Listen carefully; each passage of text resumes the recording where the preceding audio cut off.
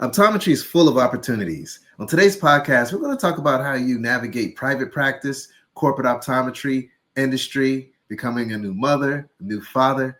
How do you navigate that terrain with still keeping your mental health?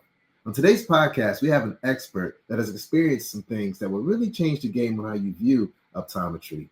Friends and family, I'm excited to bring on Dr. Kate Hamm. Let's go. This is a Defocus Media production.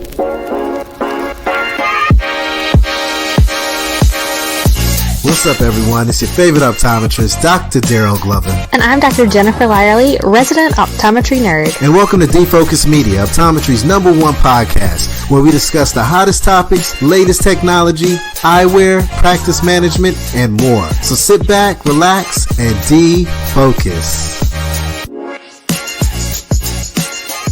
What's up, everyone? It's your favorite optometrist, Dr. Daryl Glover. Super excited to be here today with one of my near and dear friends. You know, we all have friends out there that we call when we're in a time of need, when we're going through things, and when we just, need to be cheered up, right? And I have, a few people that I can make that call to. And on today's podcast, this is definitely one of my friends, Dr. Kate Hamm. Kate, how are you doing today, my friend? That was so kind, so generous. I think both of us earlier in life had talked about how you build a wise counsel and you find your people to add on that wise counsel. And I know we both set very high on both of our wise counsels for each other. So things are good. Man, I'm in a whole new phase of life. And so it's really exciting for us to kind of catch up.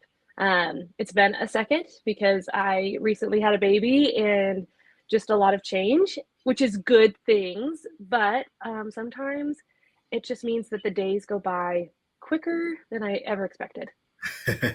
I know the feeling, right? I now have 2 kids, Kate, as you know, because you always send us stuff, but my son is 8 years old now officially, and my daughter is 3.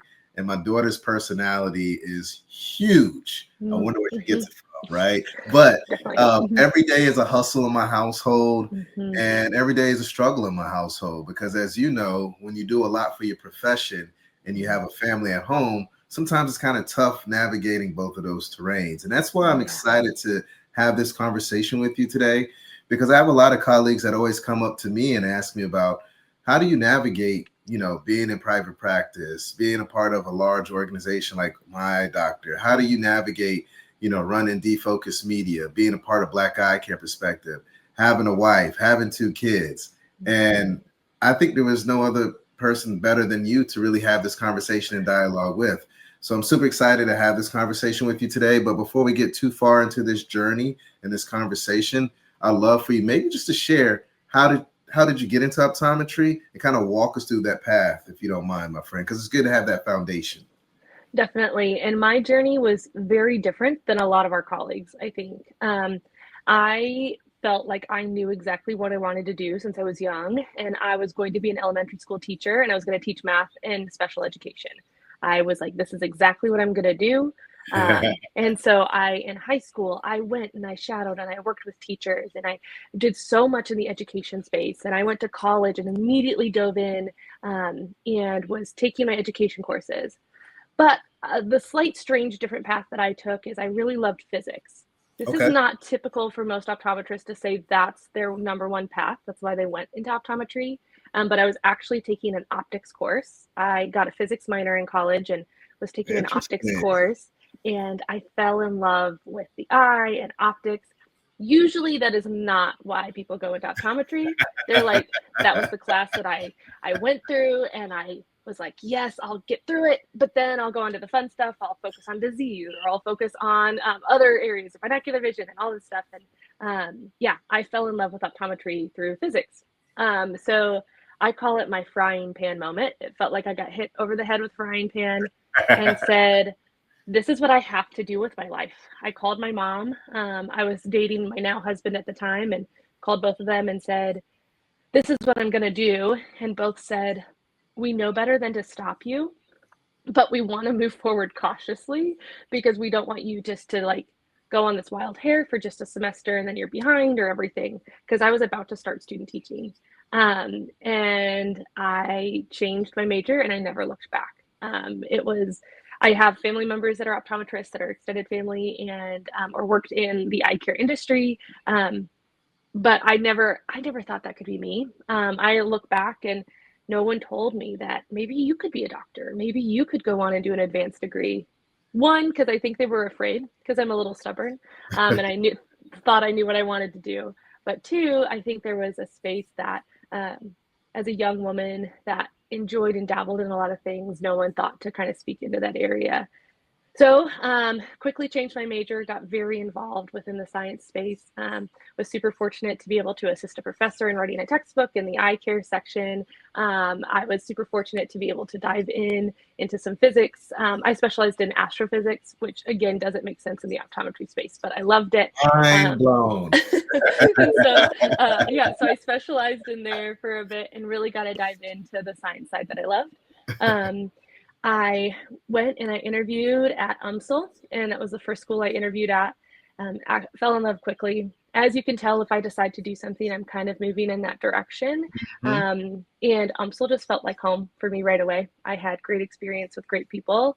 A week later, I got engaged and I never looked back again. So my husband and I moved to St. Louis, did optometry school, and leadership is important to me. Really got involved and got really incredible experiences while in optometry school, which led me into getting an internship with Essilor before the merger, after graduation. And then I was in private practice for about a year and a half after that. The office I was at was just not the right fit for me. Was looking for a new opportunity and ended up joining Essilor Luxottica after they merged into the eye care space, working with doctors at Lens Crafters, Target Optical, Provision, and Four Eyes. And then I moved and shifted in that company into working with opticians. Had an absolute blast working in industry. I loved my job. I loved the people I worked with. I loved every doctor that I got to connect with and every optician. But I needed to make a shift for me and my family and went back and joined a more rural practice. So we're a part of a large group of optometrists here in Wichita, but I'm 25 minutes outside of town in a rural setting and now practice more rural optometry. I call it the Wild Wild West. We just get everything and anything. I love it. I work 4 days a week and no weekends. I'm only on call 2 weeks a year. It's fantastic. So yeah, I've done a lot of shifts. My journey to optometry and through optometry is very different. I've kind of touched Absolutely. everything. I forgot to even mention I owned a practice for a period of time in there and shifted with that. So I've touched everything, I feel like, in optometry, almost everything. And I love that I've gotten to see the breadth of the experience of being an optometrist, of what that looks like. But at the same time, while staying true to me and what feels right to me at that time, there's so much to do and be when you're in this space with this degree. And I feel super fortunate that I've gotten to do all of that. Kate, I love it. So much to unpack here, so much to break down, so much to dissect, right? One thing that you also didn't add was you are a podcaster. You have a podcast Oh my with, gosh, yes. yeah, Lunch Date with Rachel and Kate, right? Mm-hmm. And you kick that off, school into being a practicing OD, and it's been a hit show Yeah. on the Focus Media podcast. And for those that have not tuned into that, go listen to it right now, and you'll be blown away by some of the content. But before we, dive too much into that, what I really want to do is take a step back and just really talk about these major career shifts. Because I know sometimes we get comfortable in what we're doing and we think we want to make the jump, but we're scared to make that jump. With all these different changes that you've had in your career, how were you able to, pull the trigger and actually make that jump and make that change and go to the next level? Because you touched on private practice, you touched on industry, you touched on pretty much everything that you can do in the eye care industry. So I'd love for you to share with our colleagues how you're able to make that happen, because there's someone that's listening to this podcast that's going through exactly what you're going through and they're afraid. So how did you make that jump, my friend? One, I want everybody to, when they think about jumping, I want things to feel less like an outside pressure and more like an inside pressure to move. I think I get this question a lot. I know you get this question a lot. I think there is people that have been in our shoes that get these questions a lot of like, how did you know? How did you find it? How did you do these things? And I felt a very intense inside pressure that I had to shift. The practice that I was at was private practice, just wasn't, well, I enjoyed my patients and I was at a good location. It just didn't fit with everything that I wanted. And even though I was young and I still had a lot of opportunity to grow in what my values were and what my Mm. priorities were, I knew that where I was wasn't lining up with where I wanted to be. So I felt that need to shift. And I leveraged my community hard. I think I called everybody that I knew and said, I'm ready to get out. Like, I need to shift. I need to move. Here's kind of the date that I'm looking to move with. I think one thing I also forgot to mention, I do a lot in contract negotiation. We do a lot in helping people find success with their first jobs and their second jobs, their third jobs, their 72nd jobs. Is finding and making sure that they're paid appropriately, as well as when they're looking at their contract, they have a broader idea of what they're reading. Because even though I did a lot of good work, I still had no idea. And in my first job, in my contract, I had some things that just weren't setting myself up for success. Right. So I had to kind of be very strategic with my shifts. So I was fortunate that I built a network early on, and that's how I leveraged my network to shift. I also made it with my husband just kind of like a like a very much a do and a don't list of like what feels good and feels like a do list and what feels good like an opportunity that's a don't list. So there were specific companies and places that were do's and that were don'ts for us. Um, More because I verbally process everything and I needed somebody to say, I think this is what you're thinking. And so he my husband is just like really helps me out with that. He is just very logical and he just helps me with that so much. And so as we were looking through, I was very intentional with companies that felt like supportive, incredible places for me to be, that I aligned with value wise. And then there was ones that didn't. There was also things like moving. My husband has his dream job. He's a teacher at the high school he graduated from. He's a football coach. He's a track coach. He is invested in the community. It's where his Right. family is. It's where our daughter will go to school. It was important for us to not move. It was important for us to be able to stay where we were. And so that was on a don't column of don't take a job that makes us move somewhere else. Or at least give us 3 years to be able to see if this is what we want to do in the move. Then we had do's of like, I do want to find somewhere where I can accelerate my career, where I can make changes and I can shift and grow within a space rather than being stuck in somewhere where I felt like I didn't have much movement. Right. So all of those do's and don'ts came together. And so when I made the jump, it didn't feel like I was jumping off a cliff and hoping something would catch me. When I made the jump, I knew that I had a parachute and I Right. was going down. It was a soft landing for you. Yeah, it was very well planned. I think to the outside world, sometimes when we make these shifts, people are like, they just jumped and they just found it and it was just there. And I was Well, like, no. okay, okay. You also got to look at there's a lot of people out there that are, motivational speakers or Mm-hmm. celebrities, and they're always saying, just make the jump. It's meant to happen. It's going to happen. But I'm with Yes. you. I need some strategy. I need my do's and my don't list. I need to know where I'm going because I got a household that's relying on me, not Yes. just my wife and my son and my daughter, but I got an aging mother, right? I got Mm-hmm. friends in the community. People rely on me to do a lot of things. So Yeah. when I make a jump, whatever I decide that I want to do, I got to make sure that I have that soft landing and that strategy that you're referring to. So I love that you're being transparent and candid and not just saying, oh, I just made that jump and I went from A to B to C to D. No, there was a lot that went into it. And I'm pretty Mm-hmm. sure there were some ups and downs while making these decisions as well. Yeah. I wouldn't say that every time that when I quit my job, it wasn't easy. I cried, and my boss at that time was not very kind about that situation and was very frustrated, understandably. And so there was moments where I was like, did I make the right choice? And I think that's where I can see those motivational speakers saying jump and don't look back is it is easy to ask if that was the right choice consistently. And I think every time I've made a shift in my life, is this the right choice? When I was taking boards, I thought I could be a teacher and not taking a test right now. I thought that frequently. and but then now I don't think I'd want to do it. I don't want to be I love children and I get to practice in a way where I see pediatrics all the time and it is exactly what I want to be doing. But Right. man, I just don't think the classroom is a fit for me. And so there's always moments where I can say, what if? But I like the don't look back. Sometimes it's nice to reminisce, but I made my choice. I need to move forward and I need to keep doing what I'm doing because this feels right. My internal pressure said, let's move. It wasn't the world saying that I needed to move, it was me. Gotcha. Now, something that I love that you started the conversation off with was values. How Mm-hmm. important is it when it comes to figuring out where you want to go in your career journey to really establish your values? And the Yeah. second part of that question is, do your values change over time?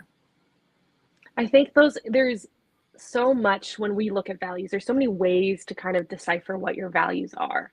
I've seen where you take these value cards that have words of what this looks like. Um, for me, it was more of a mission statement that I live by. My goal is to make others feel valued and cared for, in my words, my actions, and in what I'm doing in my life. And so that drove more of my kind of decision making. There is, I feel like there's no wrong way to decide your values because I do think we touched on that I became a mom and that has changed a lot of my values because I look at the world very differently now. And I Right. think choosing to be a parent or not choosing to be a parent does shape how you kind of navigate in the world, and both are needed and valued. But also at the same time, those major life shifts, you might have a close person in your life that has passed or has had a major life change, and your values have changed to reflect that. Right. You might have a health situation that has changed your values. You might have something where just internally you had a just a decision that you made that has shifted your values. That could be in joining or leaving a religion. That could be joining or leaving some sort of kind of like process of therapy or processing your emotions. Um, and those are good things. I think we're humans. I Emily Seitz, who I know we both know, she posted the other day about something about like as making the medical decision making and things. And one thing she said is like, we're up against the human body. And I think that's for a lot of things. Like, we are constantly evolving. We are up against the human Yes. body and the human brain. So things are going to shift and grow and change because we are constantly learning new things. I love it. Um, so I think deciding my values, I made an intentional choice actually back in college to kind of build my mission statement and allow it to be really broad to guide me throughout time. Um, but then keep reassessing where my values are throughout time. It Yeah. was really easy for me to say yes to my industry job with lots of travel because that was really easy for me at that time. My husband could come with me on summers. We had a lot of fun. When we both decided it was time for us to start a family that was important to us, that shifted my perspective on travel and my values shifted, and I wanted to be home more. And I wanted to only work, 4 days a week. I didn't want to be 5, 6, 7 days a week. And so, yeah, I think the values shifted, but my core value mission statement stayed the same. Just how it presented was different. I love how you package that together, right?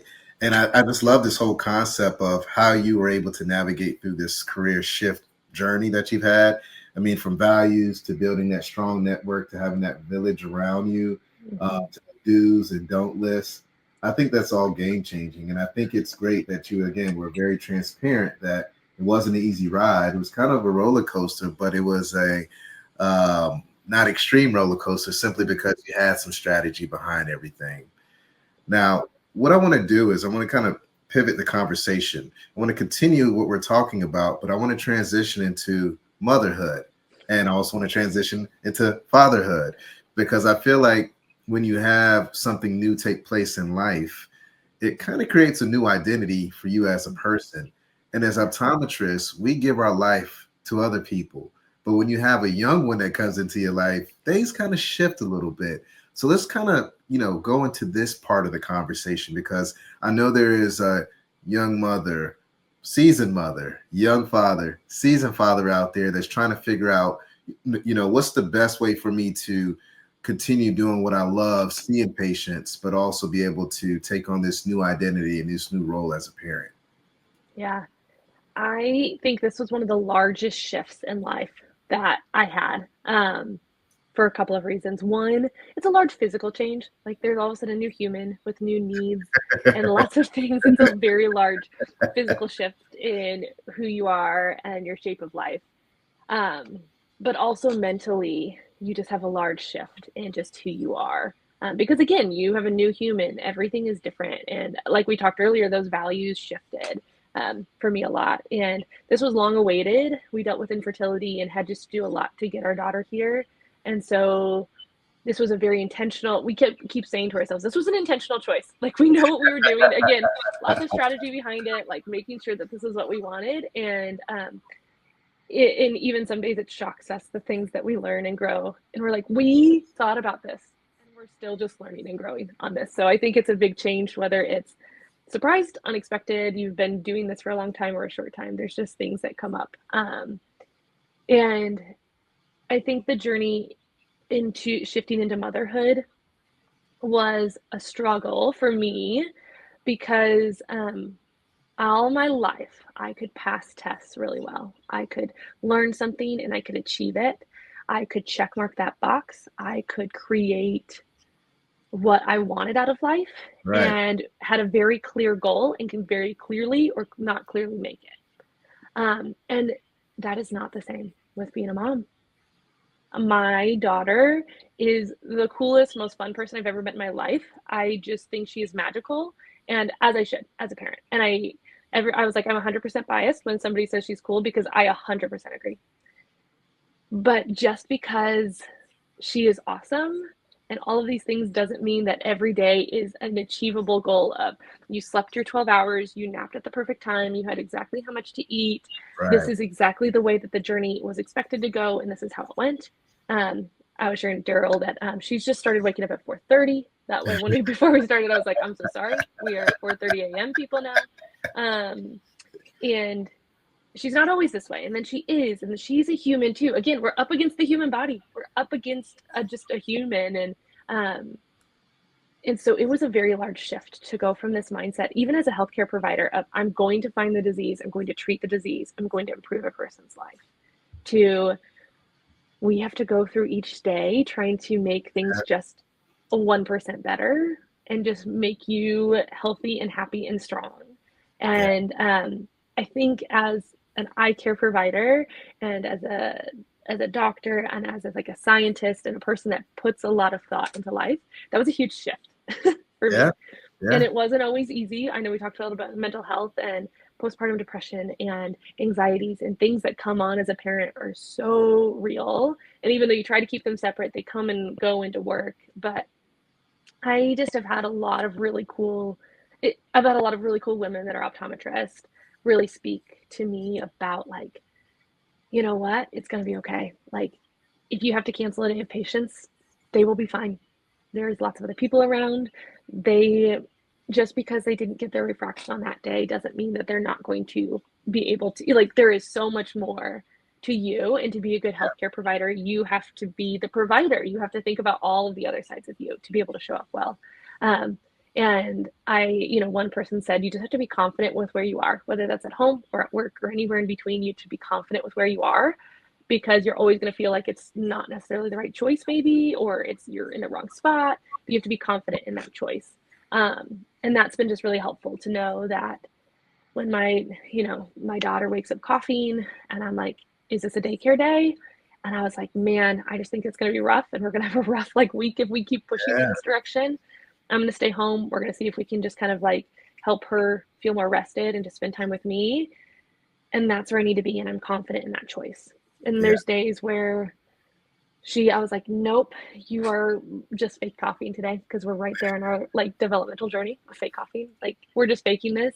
And I'm confident that you're going to have a good day at daycare and I'm going to have a good day at work. Oh And we yeah. both need this. Yeah. And so, yeah, that being confident with where I am has helped me kind of shift some of that perspective. I love that. I love that. I mean, the two takeaways I'm hearing from this is just every day you just got to be 1% better, right? I Mm-hmm. mean, we don't have to make these huge leaps in life and feel like we're, what's the Drake song going from?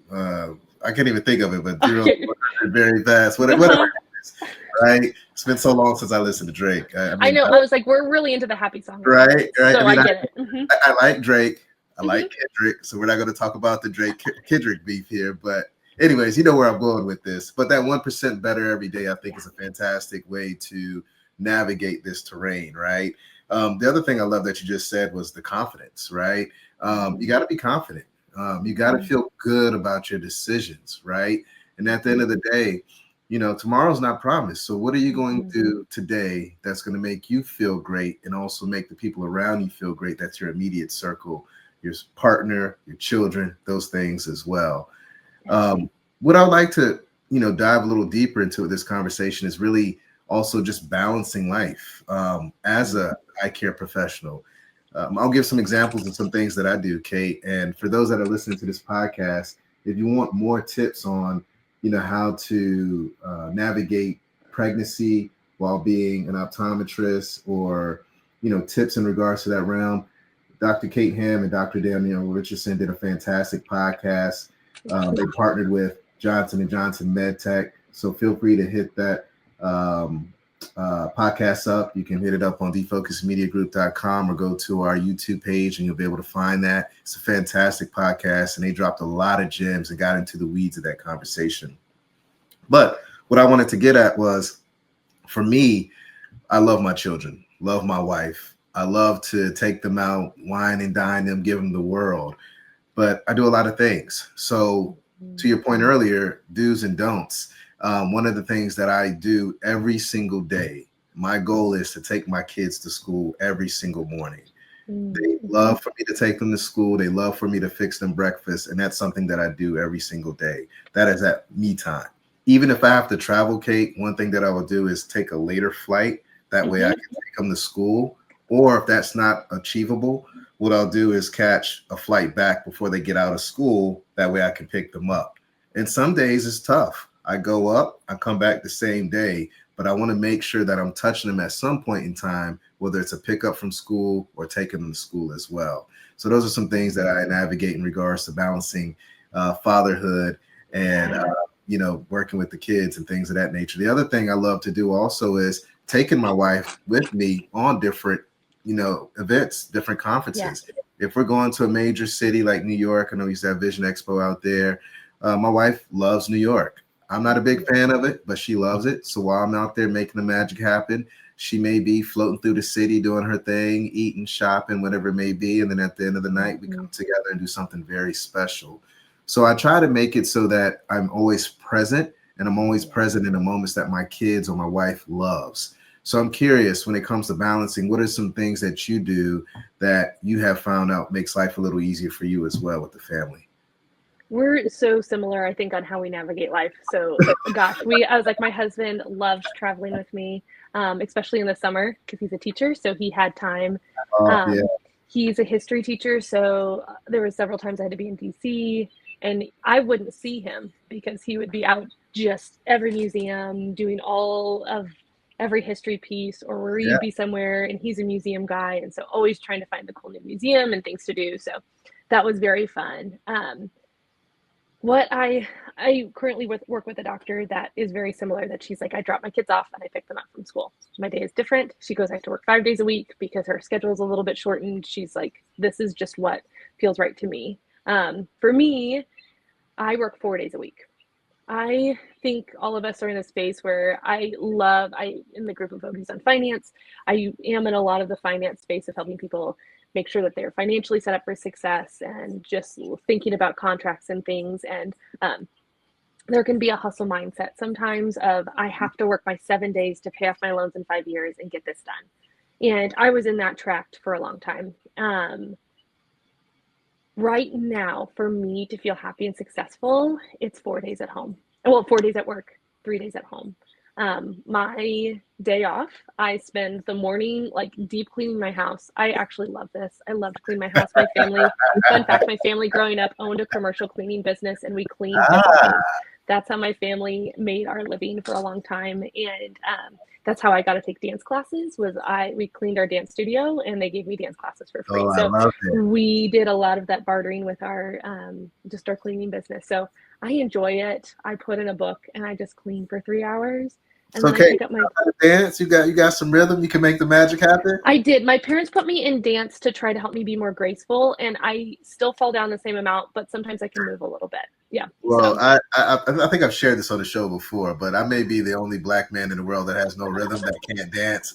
So if you ever see me out and we're at an event or a party and I'm not dancing, it's because I can't dance. And the crazy part is I married someone that loves to dance. So mm-hmm. my wife, she'll dance and I'm sitting down looking at her. Every now and then I might get up, but everyone's probably thinking I'm a creep because I'm just looking at this woman in front of me dancing. But But real you're talk, like, she's having a great time. And yeah, I love to see her joy. yeah. Mm-hmm. I give her that eye contact. I'm looking at her like, Uh-huh. baby, I want you. You know what I'm saying? So Yeah, I'm exactly. dancing with my eyes, right? I am an optometrist, so I'm dancing with my eyes. You're like, I'm making sure that I am also making sure that you still find me attractive too by not dancing. Yeah, I love that. I love that. Yeah, my husband doesn't dance, and so he's very good at like he's like, oh, your friends are dancing. Why don't you go? I was like, yeah, yeah. So yeah, 100%. very much so. 100%. Sorry for Um, cutting you off, but yeah, oh continue no, I on. love that. That cracks me up. It's a we no, so like I clean in the morning and then I pick up my daughter early from daycare and we just spend the afternoon doing whatever we want to do. Yeah, Sometimes it's just hanging out at home. Sometimes it's taking walks. Sometimes it could just be a variety of things, but I get more time with her because right now I don't get that time back with her as a little nugget. She keeps growing. I keep trying to like squish her into her clothes still, and then she grows out of them, and she's constantly learning and growing, and I love watching that. So to bring me joy, I take that time. gotcha. And will my life shift and grow in the future? Will I go back to 5 days a week? Potentially, Do I go back to something that's much more time intensive for work and I'm doing more travel? Potentially. I think that's the nice thing is it's as we talked earlier with career shifts, like this is for me right now as a mom that I get to show up in the way that I want to. And Right. that's taking some of that time. I also clean so that I'm during the week, so that I make sure on weekends that we get to be together as a family, I that love that. we are having that time together. And I've had a lot of people say like, "Oh, hire a cleaner." And one, I was like, "I'm a little particular. This is again, as you could tell, I have a lot of things where I like to put my life in order, and it's Yeah. just this gives me time to do what I want to do, Yeah. and it also gives me times to do some of my other professional things that I like. I've ended up consulting for some other businesses and things nationally, which has been fun. I get to do podcasts. I get to, if I want to write articles, if I want to do things. Yeah. In general, as a mom, I've started and I took a big step back because it was a whole new navigation and I wasn't sure on any of it. So I said, I Yeah. can take a year or two for myself and figure this out. I Absolutely. might not be posting on Instagram as much. I might not be doing as frequent of a podcast. I might not be doing all of the article writing or speaking as I used to, but I get to say yes when I want to because I've said I'm going to be here and I will say yes when it's important to me. Yeah. And so that's why I take those Wednesdays is it's not taking out time in the night. It's not taking out time in the weekend. It's time that that's the time that I get to be with my family. That's important to me. Yeah. I worked really hard to get my daughter here and I am excited to spend those moments with her. There are Amen. some days where they are hard. They're not always easy days. I don't want anybody to think that I'm sitting here with this perfect child that never cries and never has a hard day. Like we have hard days, but we continue to try to build them so that we enjoy the time that we get to be together. I love it. I love it. And just to add a few more things, when you're looking at navigating these career shifts, these life shifts, some things that you can look at is I know for me, I'm a morning person, so I love spending time with my family. But I get up every morning 4:35 a.m. and I knock out quite a bit of things. That way, I have more time to spend with my family. So when I come out Mm-hmm. of clinic, if I'm in clinic that day, once I'm out, it's all hands on with my kids, with my wife. It's our family time. I'm not bogged down by doing a podcast. I'm not bogged Mm-hmm. down by doing charts. I'm not bogged down by doing admin stuff because I've already done it early that morning, right? So I cap off when I'm doing things, but I try to get as much done early in the morning. When it comes to the work week, some other things I do is I cook. Sunday, I do a lot of cooking at one time. My wife and I will get in the kitchen together. I'll cook up or chef up Daddy's famous chicken that the kids Mm-hmm. love, right? My wife will cook maybe 2 or 3 other meals, and then we have food during the week. Even if she doesn't cook that day, at least I've cooked a couple things that if she's tired and we want to spend some time together doing something, at least we got a meal that's already prepared.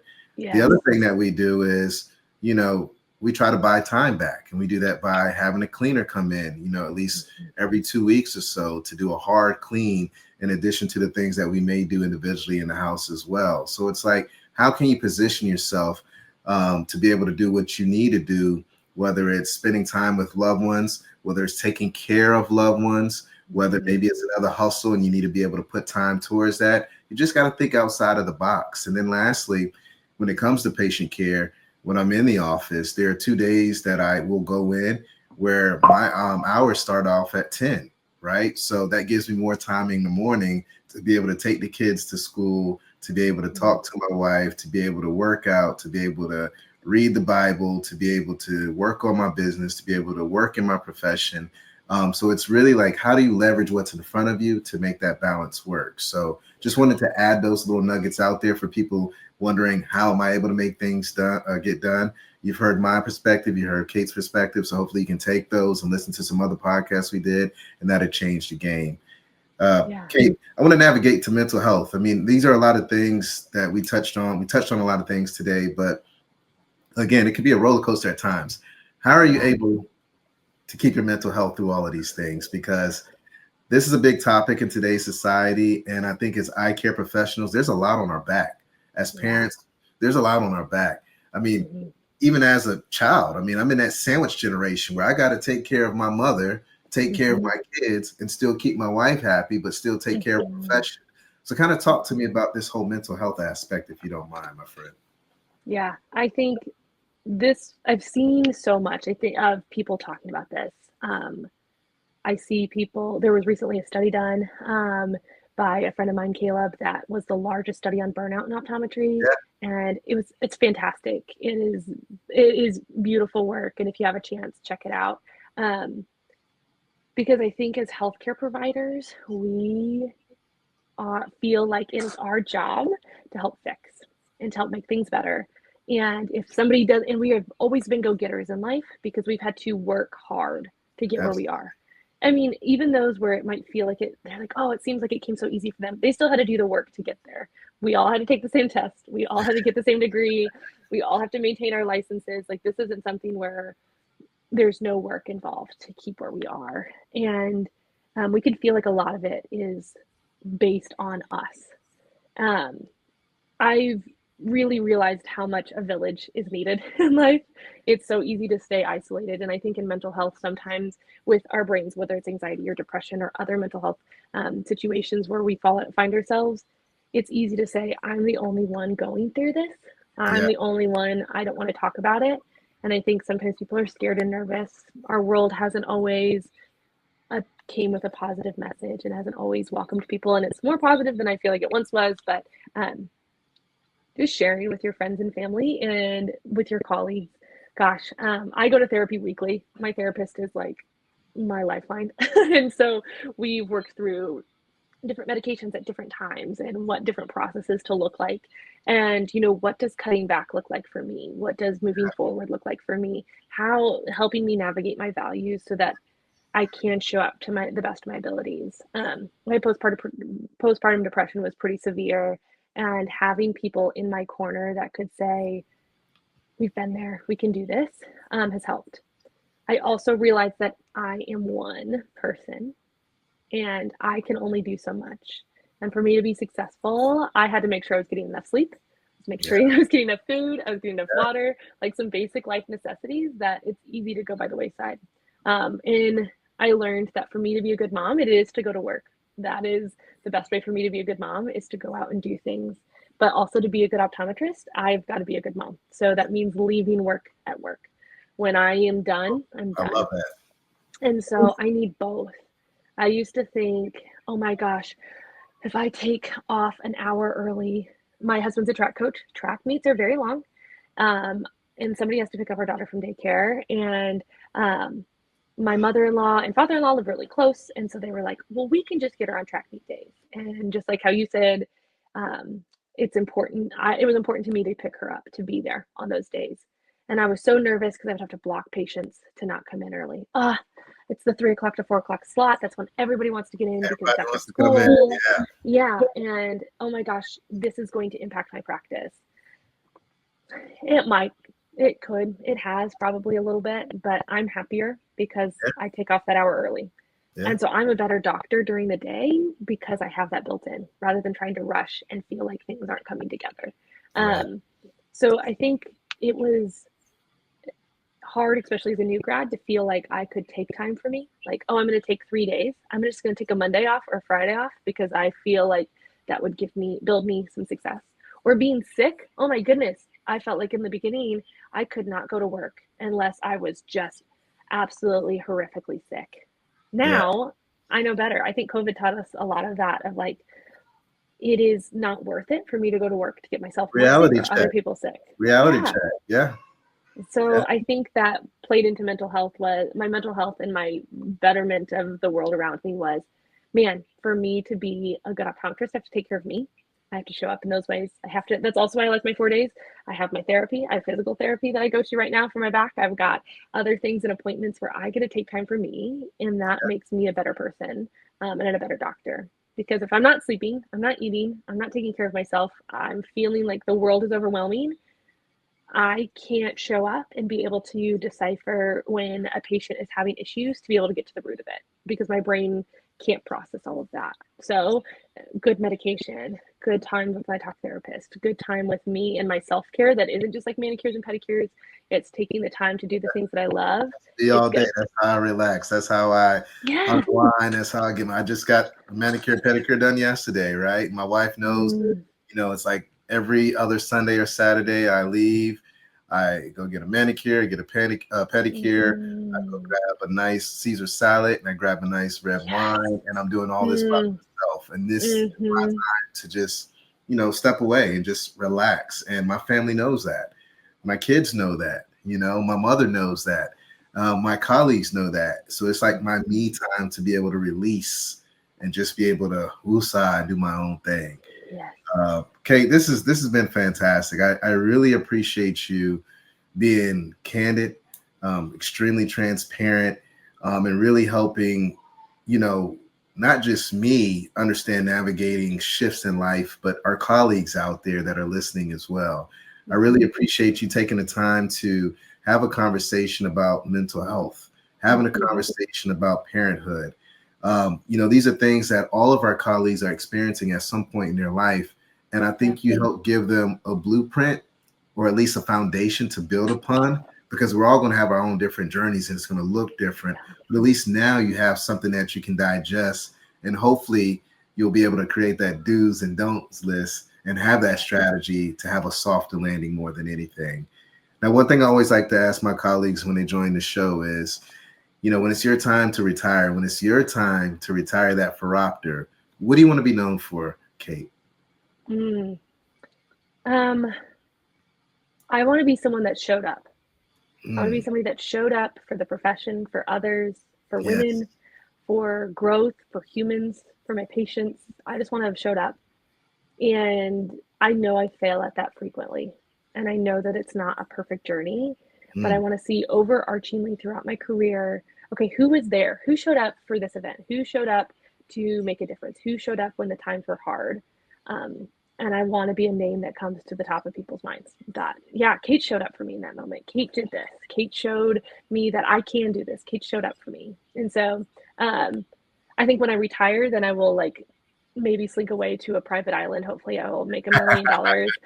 I keep trying to come up with inventions to like get rid of floaters for forever, so I could become a gajillionaire. I tell my patients that all the time. I said, once I come up with this invention to fix floaters for forever, you will never see me again. Peace. But I was like, I'm not going to live in South Central Kansas anymore if that happens. But like right now, it's I want to show up, and I think I think it's I always use that all of my things as aspirations and not as goals because I will constantly fail at them because like I said earlier, I'm a human and that means a constant failing, but it also means a constant succeeding. Is that I will show up in those moments and I will make a difference, even if there are some times that I don't. So I hope people see that I showed up. Well, Kate, you have definitely showed up in my life. I took your term that you coined wise counsel, and you're a part of my wise counsel. And I'm pretty sure everyone that is listening to this show understands why if I'm ever going through something or you're going through something, we connect, we make the magic happen, we talk, we have a conversation. So I'm forever grateful for you being in my life. But you have already done what you just expressed. So just FYI, continue doing the damn thing, and super proud of all your growth. For those that are out there listening and they want to consult with you when it comes to negotiating that contract, or if they want to listen to your podcast, or if they just want to, be a part of your wise counsel or have you be a part of theirs, what's the best way for people to connect with you, Kate? Yeah. One, always find Lunch Date with Rachel and Kate. My co-host and opto bestie Rachel is smarter than I am by a million years. She's had a lot of really cool life. So I think majority of things that we talk about in the podcast come with research, and they also come with heart. And so Lunch Date with Rachel and Kate, we have episodes like it's been, oh my gosh, I have to look back. I think it's been like 9 years. I think we're coming up on our 10-year anniversary of podcasting. So no, I don't think it's that long. It's been 9 years since we started optometry school. Man, I guess this 40th Around that like wake up 7 or 8 call. area. You've been doing Yeah, it for a while, yeah. we've been doing this for a good chunk of time, so we've kind of got a large breadth of the experience. And then I'm on Instagram as Dr. Insta Hamm, as a I play love on my that last name. name. And feel free to reach out onto me there.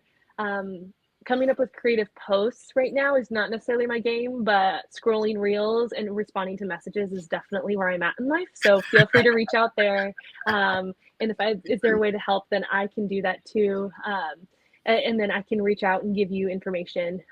Sometimes you have to remind me a couple times because maybe I've had weird nights or weird days, but I will always be there to be able to help as best I can.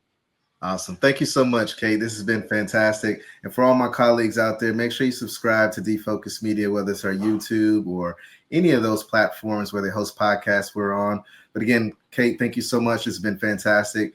Everyone out there, stay healthy, stay positive, stay blessed. And until next time, peace. Hey, family. If you enjoyed this full podcast, don't miss out on more engaging content. Check out the next episode right here. And for the latest updates, hit that subscribe button and ring the notification bell. Your support means the world to us. Catch us in the next episode. Peace.